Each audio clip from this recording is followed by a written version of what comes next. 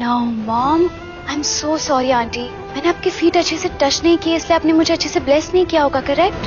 Should I do it again? Of course you must, baby. Sorry. ताईजी को देखते ही परी इमोशनल हो जाती है, यहाँ पर उनके पैर वगैरह छूने लगती है और नीति बोलती है ना, देखो भाई मेरे को पता था कि ये तो परी है, पैर वगैरह छू रही है ना ताईजी के, और वो ताईजी के बिना कहाँ रह सकती है। आई होप अब मैंने सही से किया मॉम। Perfect. अरे होता है, तू क्या कह रही है? तेरी माँ तो लेकिन यहाँ पर अंबिका आके सारी चीज संभाल देती है। अंबिका बोलती है कि भाई मैंने इसको इस तरीके के संस्कार दिए हैं बाहर भी कि वो अपना इंडियन कल्चर नहीं भूली और इसी वजह से बड़ों के पैर छू रही है, वरना ताईजी से OMG, no please mom, I think ये आंटी को भी सेम प्रॉब्लम है। Absolutely. तो परी प्रॉब्लम। उसे क्या मतलब है। और यहाँ पर अंबिका उसको ना पैर छूना बताती है कि देखो इस तरीके से बड़ों के पैर छुए जाते हैं, और परी अपनी इंग्लिश में बोलती है अच्छा ऐसे छुए जाते हैं तो ठीक है, मैं आपके कहने से छू लूं क्या दोबारा।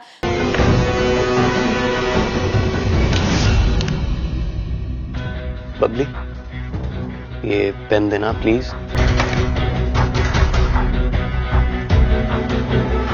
तो बोलती है कि हाँ छू लो, और हमने इंडियन मूवीज में देखा है ना कि आशीर्वाद भी देते हैं, और यहाँ पर जो ताईजी हैं वो उसको आशीर्वाद दे रही हैं। अब भाई परी को अभी तक तो कोई पहचान नहीं पाए, लेकिन यहाँ पर नीति, गुरविंदर और बेबी की तो हालत बहुत खराब है, और नीति को समझ में नहीं आ रहा क्या करे।